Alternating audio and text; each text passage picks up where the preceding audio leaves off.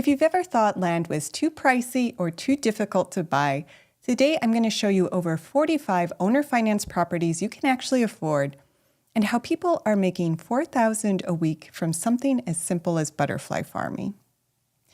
So here's what we're going to cover today, so you know what to expect. I'll give you some quick property updates, what's coming up, then we'll get into the deal of the day, and after that, the big topic, how do you make money butterfly farming? And we'll wrap up with today's fact of the day, plus a free gift for everyone who joined the live stream. So before we dive into the main topic, my name is Erica. I have a company, Gokce Capital, and I buy and sell land. You can find our website at gokcecapital.com, and all of our listings are at land.gokcap.com. You can also click Buy Land at the top of our website to see all our available properties. Now, in terms of updates, we do have a couple properties in closing on the acquisition side, and those are in Castilla County, Colorado. We have one there at the moment, so we're going to have more in southern Colorado coming up, and then a few in New Mexico as well, in Socorro County. So keep an eye out for those. We'll be listing them as soon as the deeds are recorded. Right now, though, we do have a number of other properties, 48 available at the moment. Many are in North Carolina. Many are in Florida as well, but we also have properties in New Mexico, Colorado, Oregon, and New York. And if you want to look at each property in a little more detail, you can scroll down our table, find some basic information and the links to the main listing pages. I will note that any property that doesn't say listed with Realtor, we are selling ourselves for sale by owner, which means that we will offer owner financing, and we tailor those terms to the buyer to make sure that it's affordable for you. Okay, so let's get into today's deal of the day. There was a question about unrestricted land in North Carolina in a previous live stream, so I wanted to highlight this half-acre property in Bertie County. We just did the video on this, so there's a drone video and an informational video that went live, if you're interested. And Bertie County, let's zoom out on the map. It's just off of the Albemarle Sound. There's water very close by. And it's still eastern North Carolina, a little further inland, but again, you still have a lot of water in the nearby vicinity. And the nice thing about this property is there's no HOA and no zoning, which means very few restrictions on what you can use the property for. It is off of a main road.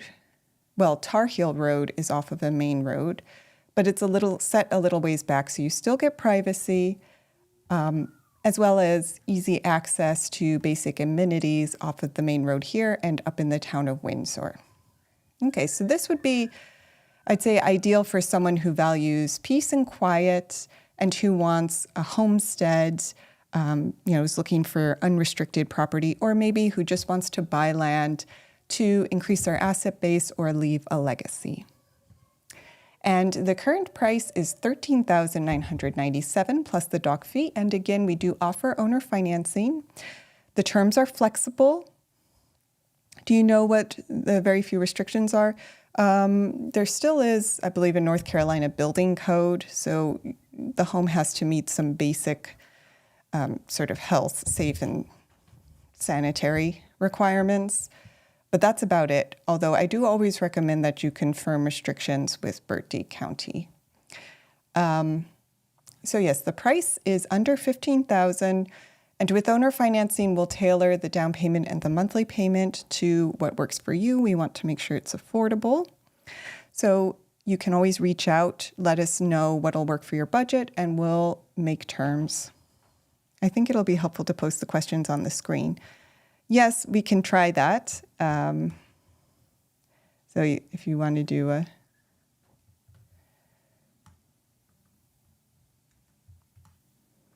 I can try that next time, see if I can set that up for next time, posting the questions on the screen.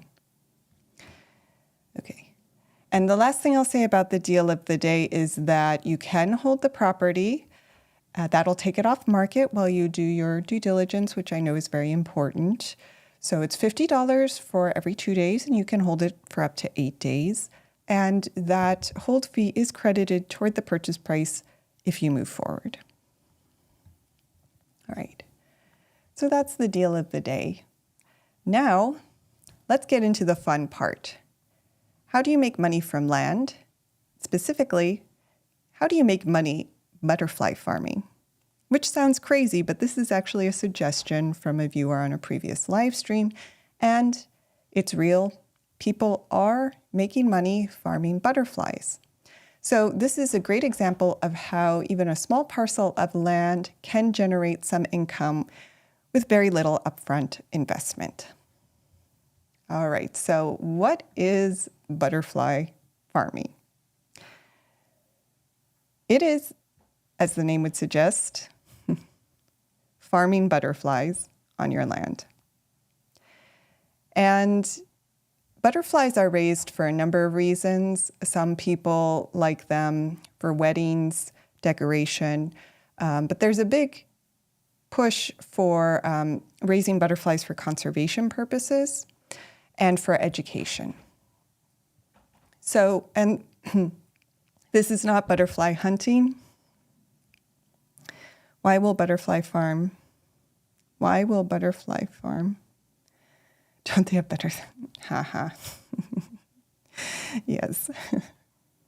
Butterflies do have better things to do than farm. That's true.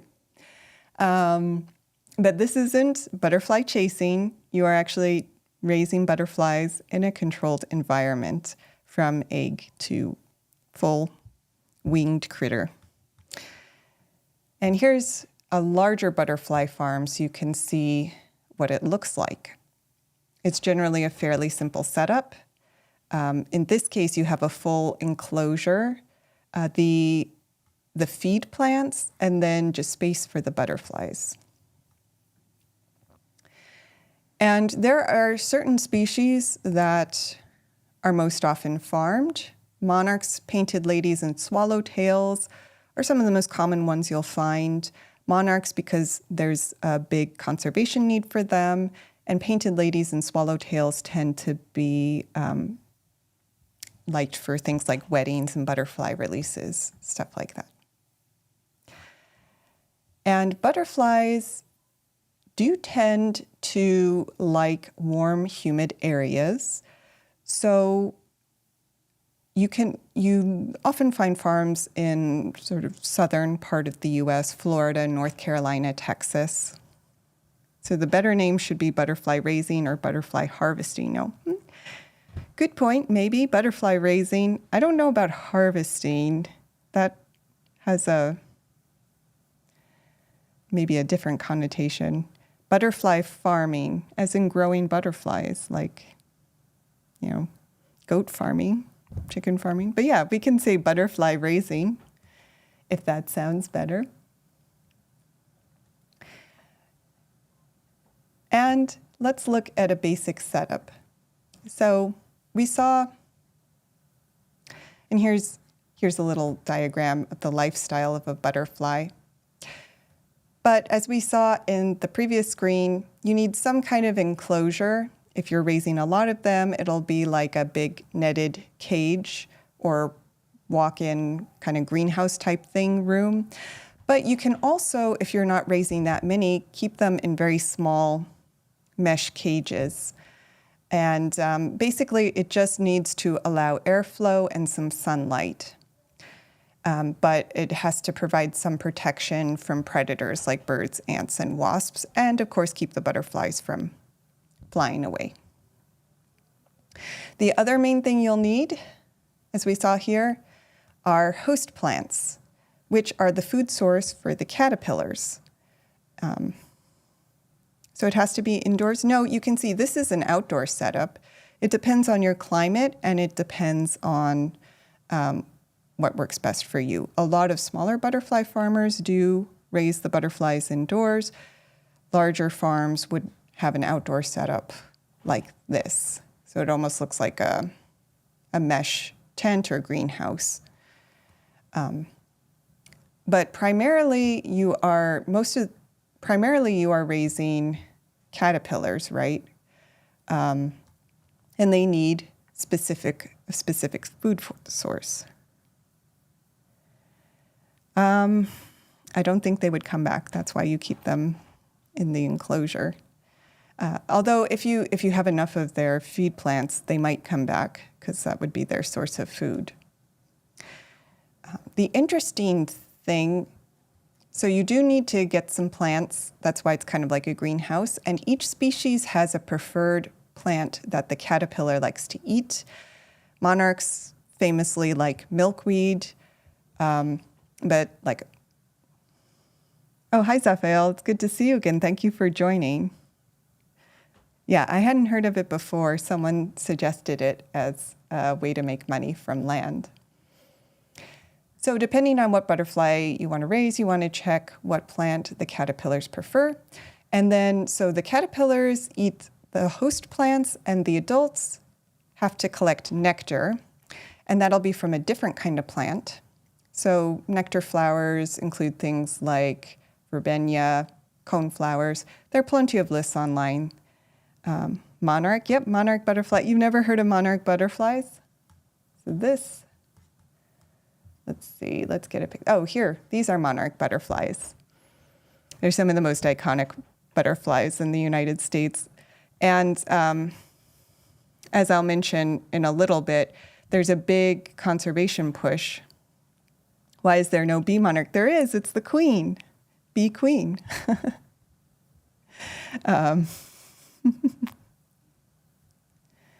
Is it a good idea to buy and hold land in your opinion?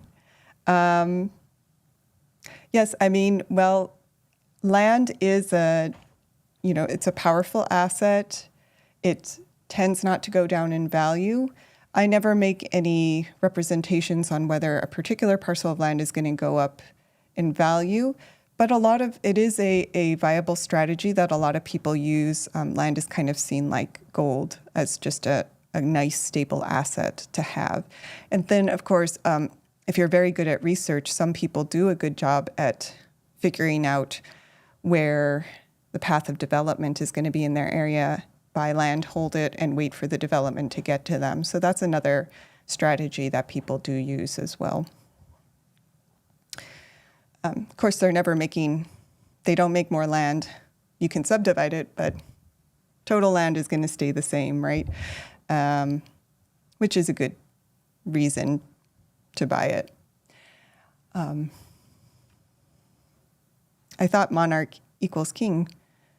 No, a monarch can be a queen too, I thought, but maybe I should double check that. Like Queen Elizabeth was a monarch. And yes, a monarch can be a queen. So yeah, monarch is king or queen, gender neutral. All right. Unfortunately, land has taxes almost everywhere, so you need to deal or account with that too. Yes, that's a good point, Zaphael. If you do buy land, keep in mind there is a carrying cost associated with it in the form of property taxes. Monarchies are a form of government, that's true too. Monarchy, any government that's run by a king or queen or hereditary ruler.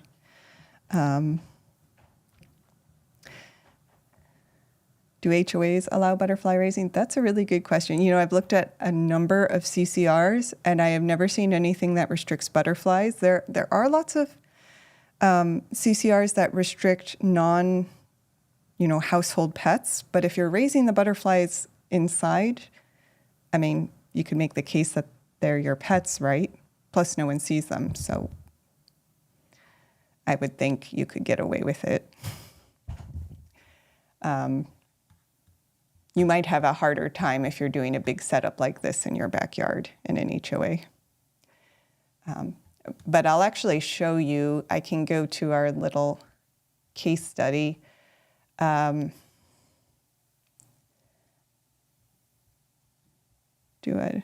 probably will if you try them. Everyone knows. Oh, Everyone might not know what CCRs are. That's right. So yeah, when I say CCRs, that's the document that actually lists all the restrictions that an HOA or homeowners association might have. And they do like to put rules in them most of the time. And they're usually not friendly toward animals. But who doesn't like butterflies, right?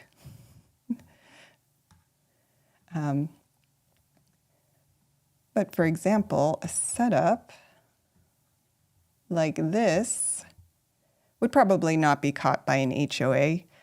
This is an indoor butterfly farm. It's a Florida, but this is Dean, a Florida butterfly farmer. And his whole farm is a single 16 by 20 foot room. HOAs love to add things to CCRs. That is correct. Although I have seen one or two HOAs that have actually become less restrictive over time. There's even one we bought land in that removed their restrictions altogether. So basically they said, we're just here to maintain the road. We are not imposing any other restrictions. Somewhat of a unique case, but every now and then you have an HOA that does get less restrictive over time. So how expensive is butterfly raising? So yeah, let's look at this case study and talk about like what kind of income and costs might you expect. So this is like a setup that I wanted to highlight because I think it's a very reasonable sort of setup that someone could start out with. Again, Dean is using just a 16 by 20 foot room. There's no greenhouse. He didn't even buy like land specifically to do butterfly farming. And okay, maybe I should go back for a second before I do the case study, because you're right, I didn't go into how you make money. There are people who buy butterflies. I did not realize this. Who would buy butterflies? Well, here's one example. Education groups will buy butterflies, so like for school projects and classrooms. And there is a whole butterfly release industry, apparently. So people will buy butterflies to release at weddings or other big events. Weddings are the main one, but sometimes funerals, other events where you might want something beautiful. And finally, you can sell butterflies to conservation groups.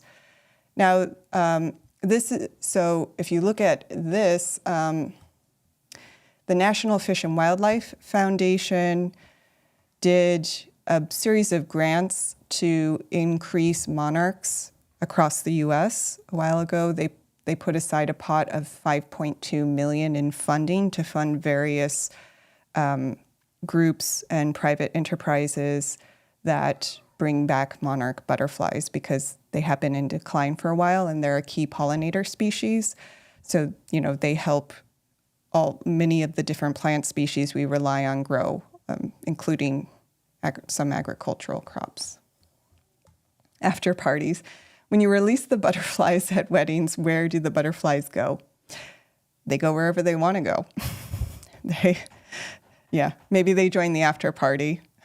I'm sure there are a lot of sweet things for them to eat there. But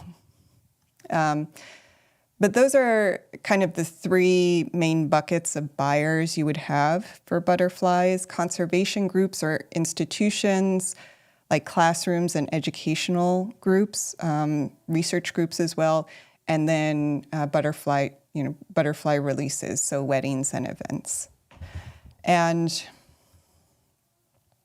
on average, you get a price. So here's another butterfly farm, and you can see the price of their packages here. Depending on the amount purchased, the price per butterfly varies, but you're looking at about $6 per butterfly.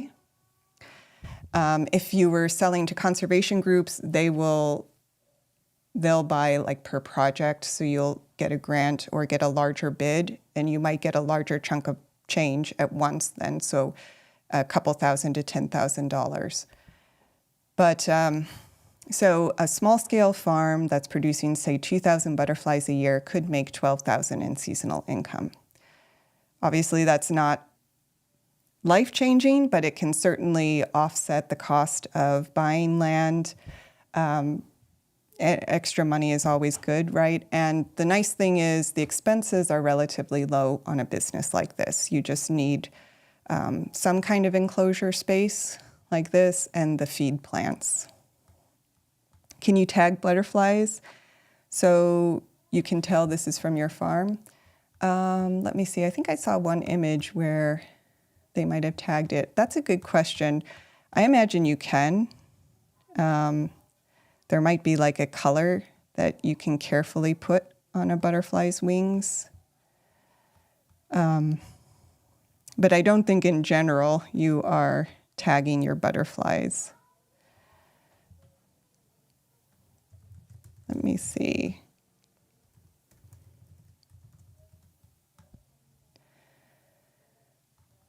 And yes, actually, research groups do tag. Generally, it's monarchs they're tagging because, again, there's a big push to try and conserve monarchs since their numbers have been going down and they're a key pollinator species. So they're often tagged by scientists to gather data on their migration patterns and numbers. They basically put like a little paper tag carefully on a single wing. So people look for that tag. Wow, $6 a butterfly, like throwing money in the air, literally, yeah. Because it only costs maybe $1 per butterfly to raise it. So conserve monarchs, why? So as I was saying, monarchs we talked in a previous live stream about the importance of pollinators, but a lot of plants rely on, so it's not just bees that are pollinating, and a lot of butterflies are the other major pollinator species. And basically, a huge percentage of plants rely on insects, again, like bees and butterflies, to reproduce. So the butterfly or the bee they'll collect the nectar for their food from the plant. And as they move between plant to plant, they pollinate the plant. So germinate the plant seeds by bringing some of the pollen from a previous plant to a new plant, if I explained that well. If you don't read the questions and you don't show on screen, we lose people, FYI. Okay, I'll look into how to put the questions on the screen moving forward, because yeah, I think that would improve things. And so as we can see here, many of the crops that we actually rely on for food require pollinators as part of their reproductive cycle. And honeybees are one of the key pollinator species, but monarchs are one of the other key pollinator species here, and monarchs are in decline. So that's why there's a big push among conservation groups to try and increase those numbers. And there's like grant funding for groups or organizations that help foster monarchs, either by raising them or planting the plants that they eat. So that was the question there. But anyway, just to go back to our case study, looking at the kind of income you could potentially make from butterflies. So this is Dean. He houses up to 2,400 larvae in this small setup. He just has these little shelved units and some feed plants.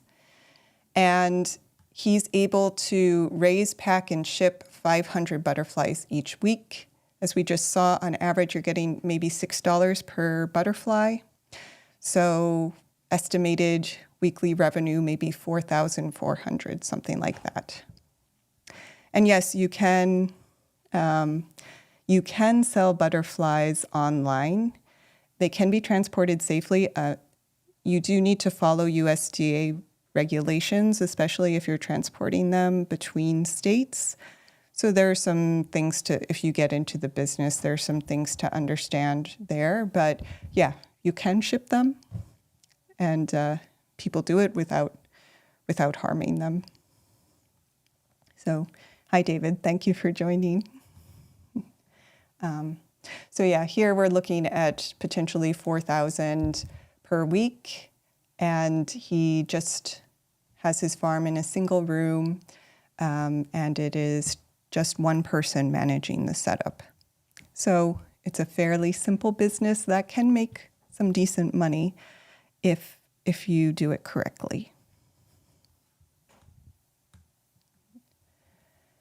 And yes, it is legal, but again, check on USDA permits and state laws for species transport. But most of the time, yeah, you'll be selling them online. So, okay. All right, so that sort of wraps up the short segment on making money from butterfly farming. Happy to answer any other questions if we want a second segment on it.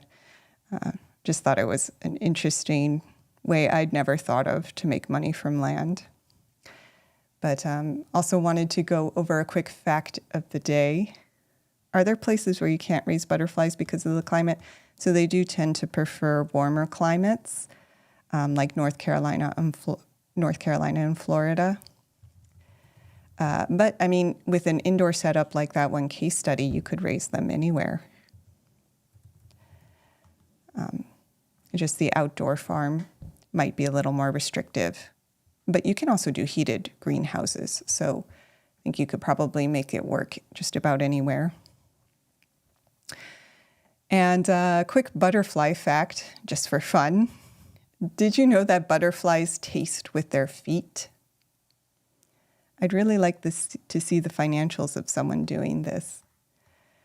So yeah, I tried to find someone who shared their full financials. I just came up with an estimate of about, say on average, you're making $6 per butterfly and spending maybe $1 or $2 per butterfly. And then in our case study, Dean is shipping 500 butterflies per week with an estimated revenue of about $4,400. And so, estimate a third of that in expenses, which would make some pretty good numbers if those are accurate estimates. Because it's a fairly, it doesn't require too much in terms of costs and expenses to run the farm. Love learning about different subjects. That's great. I do too. If you have anything you'd like me to look into, I'm happy to do research on any topic related to land that anyone's interested in on a future live stream. So yeah, fun fact of the day, butterflies taste with their feet, and they'll land on a leaf, tap it with their feet, and taste it to determine whether it's good for laying eggs. So it's kind of like walking into a diner and knowing the burger's good just by stepping on the floor. Interesting fact. All right, so that about wraps it up for today on butterflies. And we do have a gift for everyone who joined the live stream, our 17 Simple Ways to Generate Income from Land report.